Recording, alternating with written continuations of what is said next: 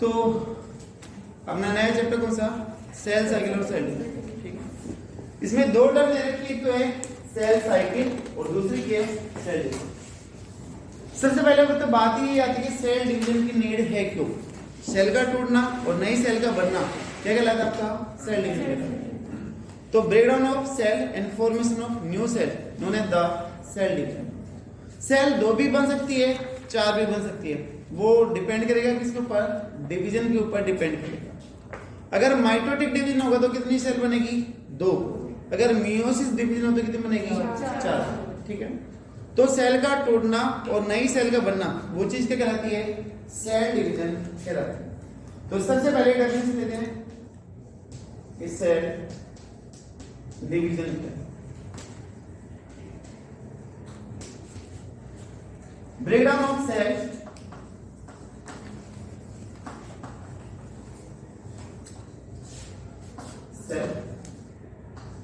and formation of new daughter cells known as cell division, ठीक। अब cell divide क्यों हो रही है, उसके कौन कौन से रीजन है वो हमें देखो। मान लो कोई एक क्लासरूम है, उसमें स्टार्टिंग में थी 30 स्टूडेंट की और एक टीचर था, है ना। स्ट्रेंथ बढ़ने लगी 40, 50, 60, 80 करते करते 100 स्टूडेंट हो गए क्लास में। क्या एक टीचर प्रॉपर ऑब्जर्वेशन रख पाएगा उसके ऊपर? क्या प्रॉपर नोटबुक चेक होगी? क्या प्रॉपर डाउट हो पाएंगे? नहीं। अभी क्या करना पड़ेगा? उसको हम सेक्शन में डिवाइड कर सकते हैं। हमारे पास एक क्लास थी, अभी हम क्या करते हैं? इसको दो सेक्शन में, दो क्लास में डिवाइड कर दें। 50 इधर रख दें और 50 इधर रख दें और एक टीचर यहाँ पर रख दें। तो अभी फिर से प्रॉपर मैनेजमेंट होगा या नहीं होगा? प्रॉपर ऑब्जर्वेशन होगी, ठीक है। तो इसी तरीके से यहाँ पर सेल की एक्टिविटी को रेगुलेट करने के लिए सेल डिवीजन करना क्या है? जरूरी, ठीक है। तो सेल का टूटना और नई सेल का बनना क्या कहलाता है? सेल डिवीजन कहलाता है, ताकि सेल की एक्टिविटी क्या हो सके? प्रॉपर मैनेज हो सके। सभी के अंदर सेल डिवीजन का टाइमिंग सेम नहीं है, अलग अलग हो सकता है। जैसे मान लो मैं बात करूं कि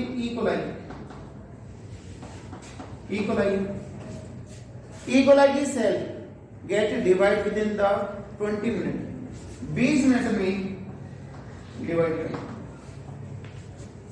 मैं बात करूं सैक्रोमाइसिस सेरेविसी यानी कि ईस्ट की सेल कितने टाइम में डिवाइड होगी?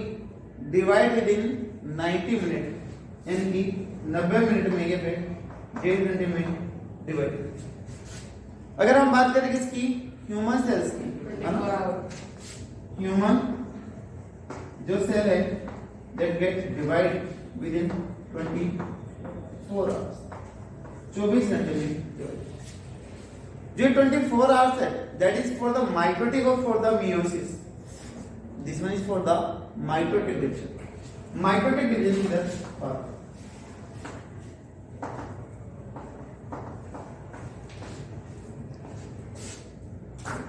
अब एक सेल डिवाइड कर रही है और नई सेल बन रही है, यानी कि दो डिवीजन के जो बीच का गैप हो गया वो क्या कहलाएगा? आपका जनरेशन टाइम कहलाएगा। भाई मान लो एक बैक्टीरिया ने डिवाइड किया 20 मिनट में, एक से कितने हो गए? 2 हो गए। अब ये 2 से 4 होंगे तो बीच में कितना टाइम लगेगा? 20 मिनट का टाइम लगेगा। तो दो जनरेशन के बीच का टाइम कितना हो गया आपका? 20 मिनट हो गया। तो gap between two division that is known as the generation time. उसको आप क्या बोल दोगे? जनरेशन टाइम बोल सकते। तो यहां पर हम लिख सकते हैं generation time.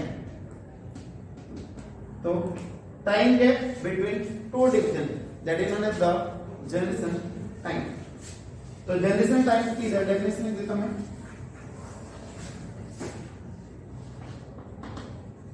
Time gap between two division known as generation तो आप लोगों के सामने जो लिखी गई है इक्वलाई में 20 मिनट, ईस्ट में 90 और ह्यूमन में कितनी 24 आवर्स। तो ये क्या हो गया जनरेशन टाइम हो गया इतना। क्लियर है? तो एक तरफ हमने क्लियर कर कि सेल डिवीजन क्या है, सेल का टूटना और नई सेल का बनना, क्या कहलाता है आपका सेल डिवीजन। अभी दूसरी डेफिनेशन आती है आपकी सेल साइकिल। सेल साइकिल का मतलब कि कोई भी एक सेल अपने आप को ग्रोथ करवाएगी, साइटोप्लाज्म इंक्रीज करेगा, न्यूक्लियस का साइज इंक्रीज होगा और फिर से वो डिवाइड करेगी, दो सेल की फॉर्मेशन करेगी, फिर से वो डिवाइड करेगी। तो वो साइक्लिक मैनर में बार बार सीक्वेंस को या स्टेप्स को फॉलो करने लगती है। तो उसको आप क्या बोलोगे सेल साइकिल बोलते हैं। ठीक है, तो पहले आप इसको नोट डाउन करोगे, इसके बाद में फिर सेल साइकिल करोगे फटाफट। सेल साइकिल हम बोलते हैं कि सेल रिपीटेड साइक्लिक मैनर में जाती है और नई सेल की फॉर्मेशन करती है। याद करो आपने 9th में एक थ्योरी पढ़ी थी सेल थ्योरी, सेल वाले चैप्टर, और उसमें एक पॉइंट आता है कि new cell arise from the pre existing cell, omni cellular e cellular given by the Rudolf. तो एक पॉइंट था that is omni cellular e cellular. इसका मीन क्या था कि new cell arise from the pre existing cells, new cells arise from pre existing cells, यानी कि जो पहले वाली सेल है उससे नई सेल्स निकल के आती है ना। तो new cells arise from the pre existing sales.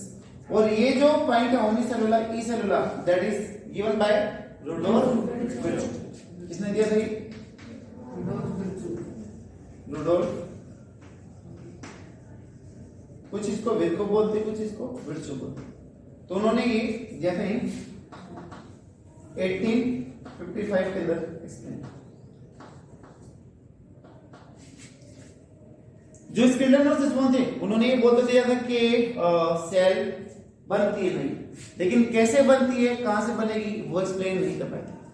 तो उसका जो पॉइंट था सेल थ्योरी का, वो किसने एक्सप्लेन किया था? रुडोल्फ विर्चो ने बोला था कि जो न्यू सेल होगी वो पहले वाली सेल। अब पहले वाली सेल से अगर नई सेल आ रही है तो सेल को किसमें जाना पड़ेगा, कुछ साइक्लिक इवेंट में जाना पड़ेगा, जिसके अंदर वो अपने आप को क्या करवाएगी, ग्रोथ या फिर रेडी करेगी फॉर द डिवीजन। और तब वो डिवीजन करेगी तो नई सेल निकल के आएगी, और जो नई सेल है वो फिर से किसमें जाएगी, आपकी साइक्लिक मैनर में जाएगी, रिपीटेड मैनर में जाएगी, और फिर से वो आपके नई सेल की फॉर्मेशन करेगी। तो सेल साइकिल की हम डेफिनेशन क्या बोलते हैं? It is the sequential events in which a cell duplicate its genome or component and get ready for the division, that is known as the cell cycle। ठीक है, जैसे पहले मैं आपको समझाऊं कि एक सेल है, उसने अपने साइटोप्लाज्म के साइज को बड़ा किया, उसके बाद में अपने न्यूक्लियस साइज को भी बड़ा किया, लगभग हर एक चीज क्या हो चुकी है, डबल हो चुकी है, बड़ी हो चुकी है। अब वो किस में जाएगी, डिवीजन वाली फेज में जाएगी। तो वो डिवीजन वाली फेज में जाएगी तो बेटा यहां पर आपकी दो सेल बनेगी, पहले एक थी, अभी कितनी बन गई, दो।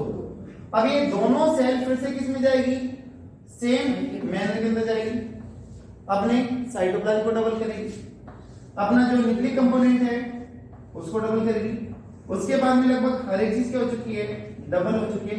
ये फिर से क्या करेगी, एक थी, एक से दो, दो से चार।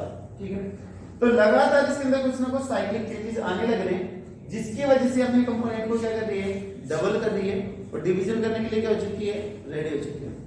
तो दो cyclic events from which a cell get pass that is known as the cell cycle, जो इसको डिवीजन करने के लिए क्या कर देगी, रेडी कर देगी। ठीक है, तो सेल साइकिल के डेफिनेशन क्या लिखे, तो these are the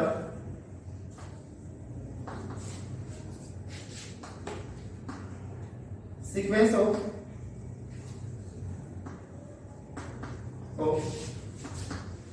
events in a cyclic manner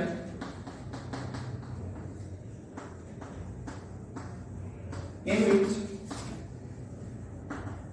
a cell duplicate its genome and cytoplasmic component and undergo division.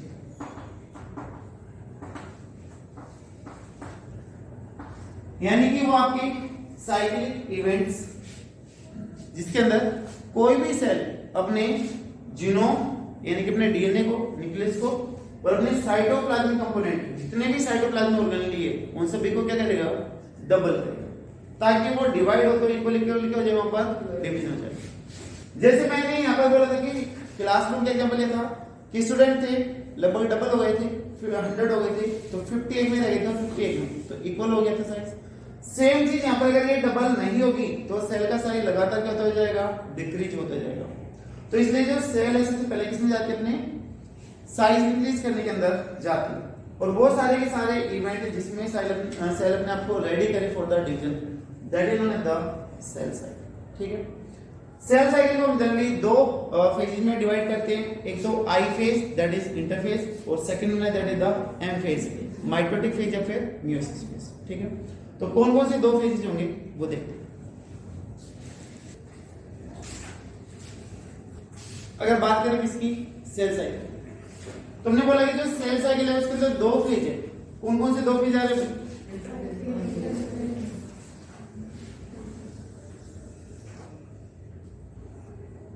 एक तो है एम फेज। एम फेज अगर माइटोटिक की बात करें तो एम फेज का मीन क्या होगा, माइटोटिक फेज। अगर मियोसिस की बात करें तो क्या हो जाएगा, मियोसिस फेज। ठीक है, तो इतना ये जो फेज है आपका this is the M phase.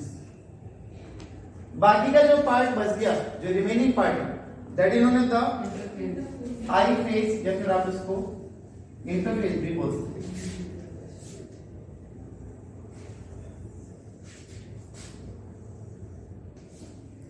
This one is the I phase.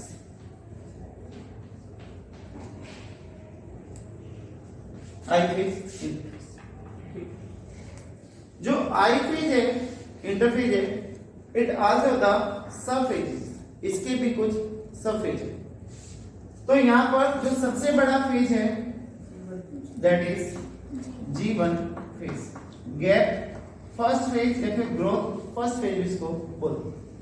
That is near about for the 11 hours, जो लगभग 11 hours 11 घंटे के लिए रन।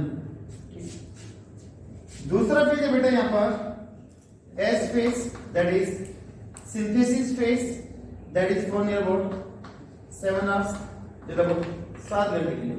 ठीक है, ये आपका फेज बच गया कौन सा, दैट इज G2 फेज। ठीक है, G2 फेज ग्रोथ सेकंड या फिर गैप सेकंड फेज बोलते हैं। ये रन करता है for near about 4 to 5 hours, 4 से लेके 5 घंटे के लिए रन करते हैं। तो 11 और 7 18 और 5 23, और एम फेज कितनी देर का, 1 आवर। तो that is M phase, that is near about for 1 hour, जो 1 घंटे का। और हमने बोला था कि ह्यूमन सेल कितने आवर्स में डिवाइड करती है, 24। तो सबसे बड़ा फेज कौन सा हो गया, दूसरे नंबर पे सबसे छोटा। अगर आप इसको दिखाना चाहें तो यहाँ पर और साइज में दिखा सकते हैं, ये सबसे छोटा फेज होगा, तो ये आपका 4 to 5 है, आई फेज के अंदर सबसे छोटा। अगर पूरी सेल साइकिल में बात करें तो सबसे छोटा फेज कौन सा है, तो बोलते कि I phase near about 95% part consist करता है, और M phase only 5% part consist करता है। ठीक है, जो सेल साइकिल टर्म है, cell cycle term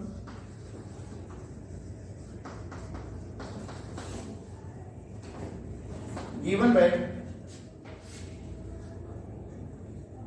Howard and Pellick। Howard और Pellick ने इन 1950। ठीक, तो ये तो वही टर्म देने की बात। और यहाँ पर हमारा कॉन्सेप्ट के सेल साइकिल के अंदर कितने मेन पार्ट है? 2, एम फेज और आई फेज। एम फेज तो आप माइटोटिक फेज बोलते हो जिसके अंदर डिवीजन होता है। अब इस हम एम फेज को भी 2 सब पार्ट के अंदर डिवाइड कर सकते हैं। एम फेज आल्सो द 2 सब। कौन कौन से? ध्यान रखना, इसको हमने 2 पार्ट में डिवाइड कर दिया है एम फेज को भी। पहला फेज वो जिसमें न्यूक्लियस का ब्रेकडाउन होगा, तो ब्रेकडाउन ऑफ न्यूक्लियस इन्होंने था कैरियोकाइनेसिस। तो ये जो पहला फेज हो गया बेटा, दैट इन्होंने था karyokinesis. First phase is the karyokinesis. दूसरा फेज वो जिसमें साइटोप्लाज्म टूटेगा। तब सेल डिवीजन होते हैं तो सबसे पहले न्यूक्लियस टूटता है, कैरियोकाइनेसिस हो गई। न्यूक्लियस टूट के 1 से 2 हो गए, तभी क्या टूटेगा? साइटोप्लाज्म का ब्रेकडाउन होगा। और साइटोप्लाज्म का ब्रेकडाउन होना क्या कहलाता है? साइटोकाइनेसिस कहलाता है। तो दिस सेकंड फेज इन्होंने था साइटोकाइनेसिस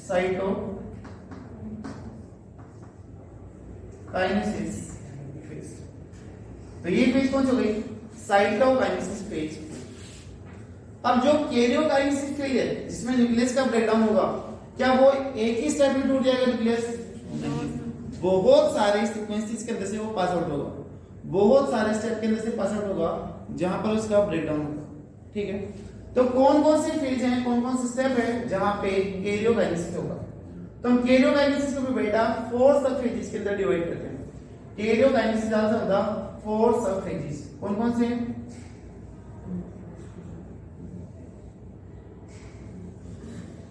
पहले लिख दूं मैं प्रोफेज, दूसरा है मेटाफेज, तीसरा है एनाफेज, और लास्ट में बेटा टेलोफेज। कई बार कंपटीशन एग्जाम में 4 सीक्वेंस दे दी जाती है रैंडम फॉर्म में, और इनका प्रॉपर ऑर्डर पूछा जाता है कि पहले कौन सी आएगी, दूसरी कौन सी आएगी, तीसरी कौन सी, चौथी कौन सी आएगी। तो बड़ी सिंपल थी। ठीक है, अपनी आप अपनी फ्रेंड को मना कर दो कि यार पी मत, पी मत। पीने से, कोल्ड ड्रिंक पीने से पेट खराब हो जाता है। नहीं करते? हम तो कहते हैं, मैं पिलाते हैं। चलो, इवन आप ये भी बोल सकते हो कि अगर आपके कोई अड़ोस पड़ोस में, घर में, फैमिली में कोई ड्रिंक करता हो, तो आप उसको मना कर सकते हो भाई पी मत, पीने से लीवर खराब हो सकता है। लेकिन आजकल तो एक्सक्यूज चलने लग रहे हैं कि अल्कोहल पीने से तो सैनिटाइजर हो जाता है, सारे कीटाणु मर जाते हैं, कोविड के टमाटर के साथ। चलो, तो यहाँ पे अपना कोड बड़ा सिंपल सा बना कि पी मत। आप किसी को अच्छे एडवाइस देने लगे हो तो पी प्रोफेज, एम मेटाफेज, ए एनाफेज और टी टेलोफेज। चलो, आप किसी भी स्टेप को आगे पीछे नहीं कर सकते, सीक्वेंस सेम है। ठीक है, तो ये आपका कोड हुआ।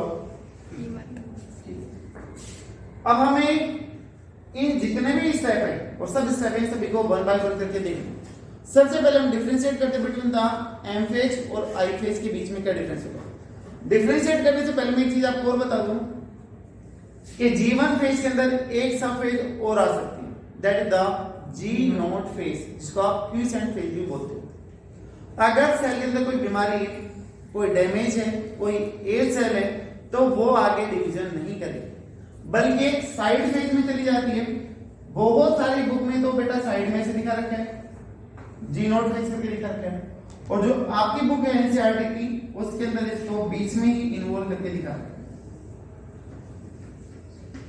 इस बार का जो नीट एग्जाम हुआ था उसमें क्वेश्चन पूछा गया था कि G0 phase is the part of G1 S G2 ऐसे करके क्वेश्चन दिए।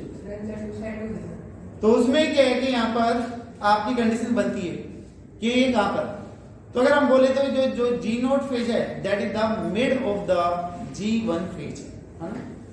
G1 जो G1 फेज है उसी का एक सब पार्ट मान लो या उसका मिड पार्ट मान लो G0 फेज। अगर कोई सेल का डीएनए डैमेज है, ठीक है, कोई उसमें खराबी आ गई है, कोई डिजीज है, तो वो आगे डिवीजन में नहीं जाएगी, बल्कि अपने आप को क्या करेगी, रिपेयर है फिर मेंटेन करेगी। जी नॉट फेज के अंदर तीन कंडीशन आ सकती है, या तो cell throughout the life इसमें रहे, ग्रोथ करे, डिफरेंशिएट करे लेकिन डिवीजन ना करे।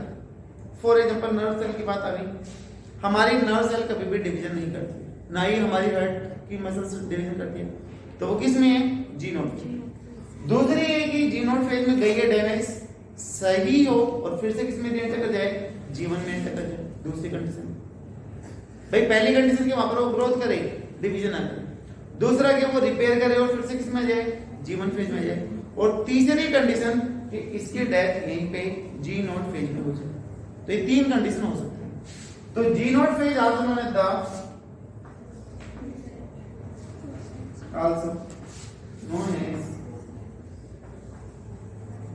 क्विसेंट। क्या कि इसके फीचर होंगे, कौन कौन से कैरेक्टर होंगे, वो आगे डील करते हैं। अभी ये हुआ ओवरव्यू, एक सेल साइकिल कैसे दिखाई देगी, कौन कौन से पार्ट होंगे, कौन कौन से सब टाइप्स होंगे, वो आपके सामने। अभी हम करेंगे difference between the I phase and the M phase के बीच में हमें डिफरेंस लेके चलते बिटवीन द आई फेज यानी कि interphase and difference between M phase यानी कि माइटोटिक फेज या फिर आपका मियोटिक फेज। सबसे पहला आई फेज की बात करें तो आई फेज में वो सारे के सारे सीक्वेंस या फिर इवेंट हो रहे हैं जिसमें वो अपने आप को डबल करते हैं। न्यूक्लियस का साइज भी क्या होगा, डबल होगा, और सेल का साइज भी क्या होगा, डबल। ठीक है, तो nucleus and cell size get double. दूसरा बताया था कि नियर अबाउट 75 to 95% पार्ट किसका कंसिस्ट होगा, आई फेज। तो 75% टू 95% पार्ट ये कंसिस्ट करेगा।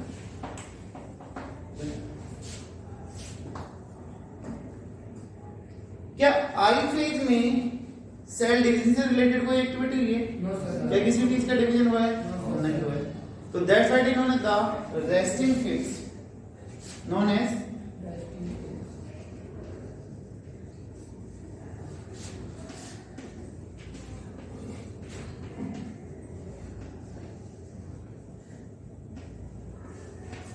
resting phase because there is no activity related to cell division. Cell division से रिलेटेड कोई भी यहाँ पर एक्टिविटी नहीं, तो अब इसको रेस्टिंग फेज। दूसरा, ये सेल अपने आप को प्रिपेयर करने लग रही है फॉर द डिवीजन, तो that's why it is known as the preparatory phase. अपने आप को प्रिपेयर करने लग रही है तो known as the preparatory phase. तो prepare cell for division। और ये फेज सेल को कैसे प्रिपेयर करेगी, by the duplication of the component. जितने कंपोनेंट है चाहे वो जीनोम का हो या फिर साइटोप्लाज्म का हो, हर एक कंपोनेंट को क्या करेगी, डबल करेगी। तो ये सेल को डुप्लीकेट करके, उसके कंपोनेंट को डुप्लीकेट करके तैयार करेगी फॉर द डिवीजन। तो that's why it is known as the preparatory phase. इसके अलावा पूरी सेल साइकिल का जो मैक्सिमम पार्ट है ये ऑक्यूपाई करने लग रहा है, तो यहाँ पर काफी ज्यादा एनर्जी क्या होगी, कंज्यूम होगी, क्योंकि काफी ज्यादा चीजों को डबल करना है तो एनर्जी तो लगेगी डबल करना है। तो that's what is known as the activation phase. ठीक है, या फिर इसको एक्टिव फेज भी बोलते हैं। तो आज उन्होंने द एक्टिवेशन या फिर एनर्जी फेज भी बोलते हैं, because consume lot of energy, because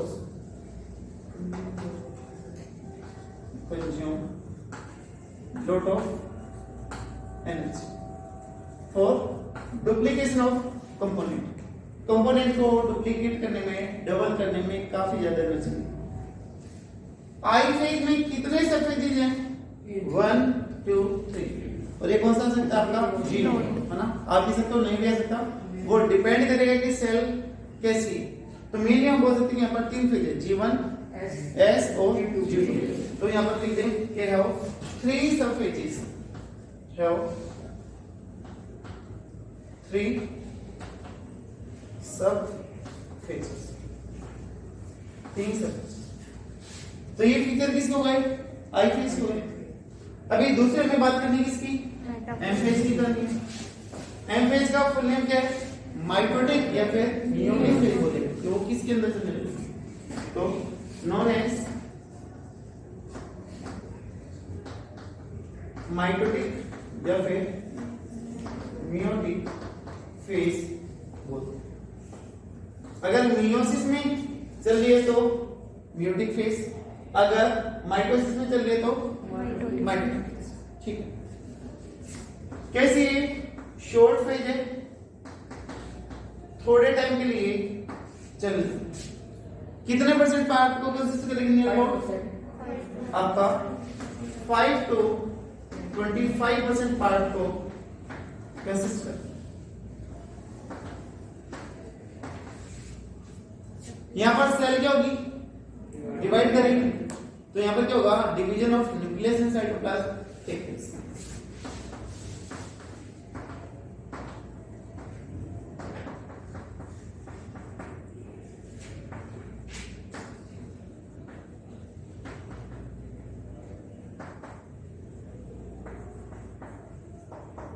M phase की कितनी सब फेजेज हैं?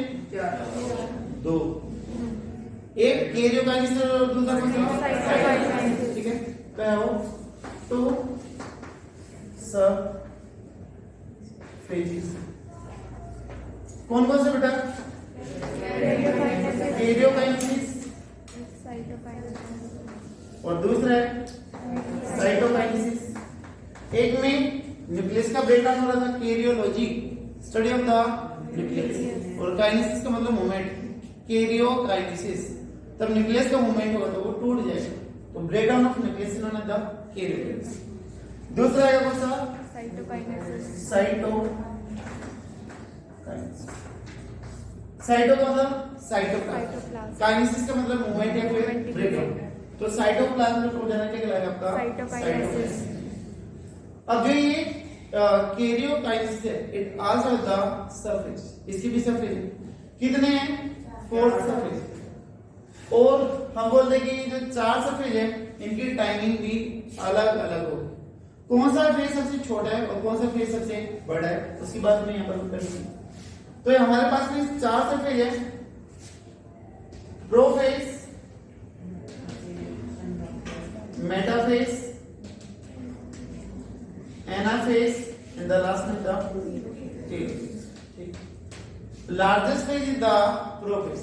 अलग अलग बुक में बेटा टाइमिंग अलग अलग दे रहे। मैं पहले बता देता हूं कि इन फेजेस की टाइमिंग लगभग आपको हर एक बुक में अलग मिलेगी। यहां से अगर क्वेश्चन बनते तो याद रखिए सबसे छोटी फेज कौन सी है, स्मॉलेस्ट फेज का क्वेश्चन पूछा जाता है। ठीक है। तो अलग अलग बुक में अलग अलग है, लेकिन फिर भी जो आइडियल है वो आपको मैं बताता हूं कि प्रो फेज में नियर अबाउट 25 मिनट का टाइम लगता है, मेटा फेज में नियर अबाउट 15 मिनट के आसपास का टाइम लगेगा।